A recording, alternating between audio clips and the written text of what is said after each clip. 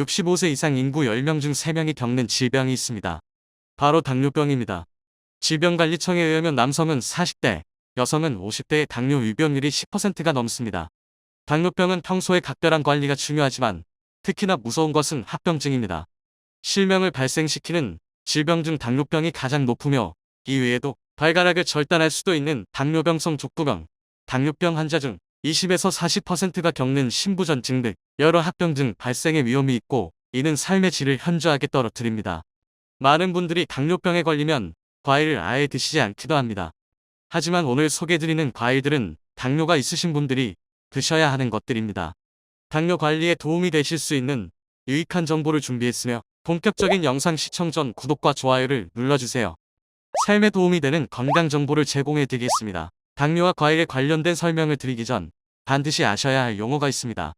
바로 GI 지수입니다. GI 지수는 혈당 지수입니다. 우리가 흔히 먹는 음식들에는 혈당 지수인 GI 지수가 정해져 있습니다. 한국인들의 주식인 흰쌀밥의 GI 지수는 얼마나 될까요? 약 90 정도가 됩니다.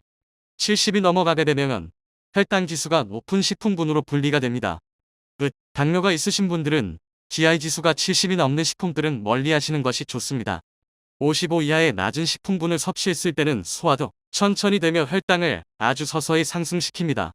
반면 70 이상의 고혈당 식품군은 급격한 혈당 상승을 일으키게 됩니다. 설탕의 경우에는 GI 지수가 약 100에서 110 정도가 됩니다. 흰쌀밥의 당 지수가 설탕과 거의 비슷하다는 것을 알 수 있습니다. 현미와 백미를 반반 정도로 섞어서 밥을 지어 먹게 되면 지수가 약 60대로 떨어지는 효과를 볼 수 있습니다. 당뇨 환자분들께 잡곡밥이 권고되는 이유입니다. 맛을 생각했을 때 달달한 맛을 내는 과일의 혈당 지수가 가장 높을 것으로 생각하십니다.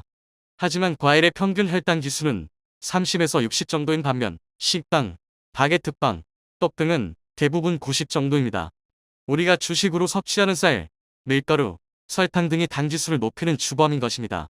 탄수화물의 섭취를 최소화하고 단백질, 비타민, 미네랄 등의 영양소를 섭취하는 것이 혈당 수치를 관리하는 데 핵심적인 부분이 될 수 있습니다. 당뇨는 약을 먹는 것만으로는 절대로 치료하거나 호전되기가 어렵습니다. 평소 섭취하는 식탁을 바꾸는 것이 핵심입니다. 지금부터 당뇨이신 분들께서 드시면 좋은 과일과 채소에 대한 이야기를 해보겠습니다. 당뇨에 좋은 과일, 채소들을 설명드리기 전에 꼭 하나만 기억해주세요. 지금 설명드리는 당뇨에 좋은 식품들을 식사 후 드시는 것이 아닌 식사 전에 섭취하시는 게 좋습니다. 식사 전에 섭취해야 식사량 조절과 동시에 당이 급격히 상승하는 혈당 스파이크를 예방하실 수 있습니다. 첫 번째로 소개드릴 과일은 사과입니다. 사과의 GI 지수는 약 35에서 40 정도입니다. 사과가 맛있기 때문에 혈당 지수가 높을 것이라고 생각하시는 경우가 많지만 사과는 혈당 지수가 낮을 뿐 아니라 식이섬유와 폴리페놀 등의 항산화 성분도 풍부하여 기타 식품에서 섭취하기 힘든 영양분들이 풍부합니다. 당뇨 환자분들께서는 식사 전에 사과 반쪽 정도를 미리 섭취하신 후 식사를 하시면 기타 곡류 및 밀가루로 채울 수 있는 탄수화물 섭취를 줄이실 수 있습니다. 실제로 사과가 당뇨에 좋은지 진행된 임상 실험도 있었습니다. E형 당뇨병 환자 98명에게 매일 식단에 사과 1개를 추가하여 섭취한 그룹 54명과 그렇지 않은 대조군 44명으로 나누어서 4주간 공복혈당과 지질 수준을 측정한 결과 4주간 매일 사과를 섭취한 그룹은 공복혈당이 약 20mg 줄어든 반면 사과를 복용하지 않은 그룹은 약 2.8mg의 근소한 수치만 줄어든 것을 확인할 수 있었습니다. 어떻게 이러한 결과가 나올 수 있을까요? 그 비밀은 바로 사과에 함유된 펙틴 성분 때문입니다. 펙틴은 당분이 혈관 안으로 천천히 들어오게 도와주는 역할을 합니다. 이것이 공복혈당 감소를 유도하게 됩니다. 당뇨 환자분들께서는 사과를 하루 반쪽에서 1개 정도 꾸준하게 드시는 것이 좋으며 반드시 크르세틴 성분이 풍부한 껍질까지 통째로 섭취하시기 바랍니다. 두 번째로 소개드릴 과일은 딸기입니다. 딸기의 혈당 지수 GI 지수가 얼마일 것 같으신가요?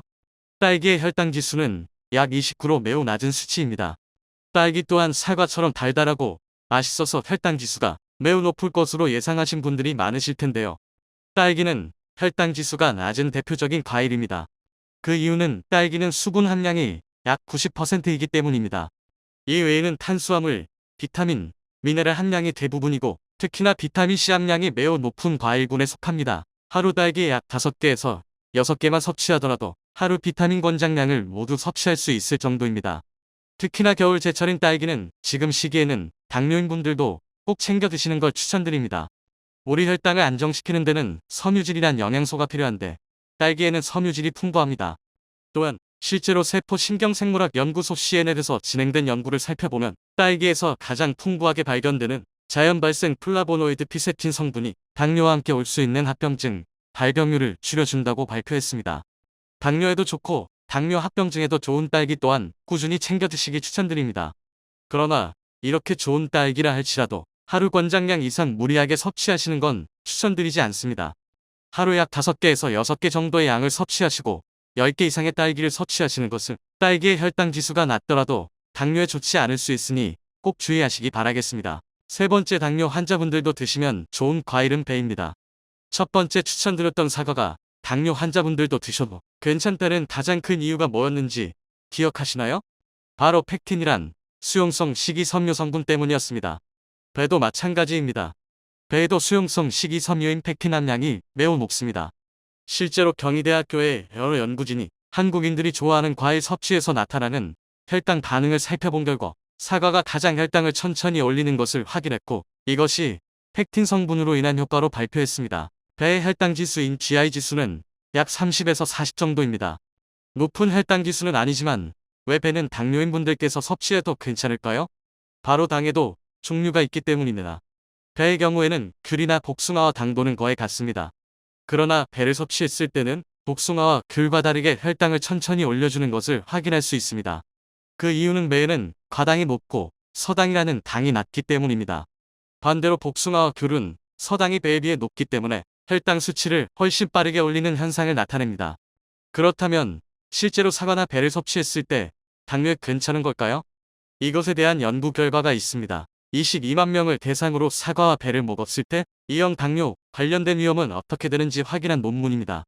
이 논문에 의하면 일주일 동안 약 4번 정도의 사과와 배를 먹게 되면 제2형과 관련된 당뇨의 위험이 18%가량 낮아지는 것을 확인할 수 있었습니다.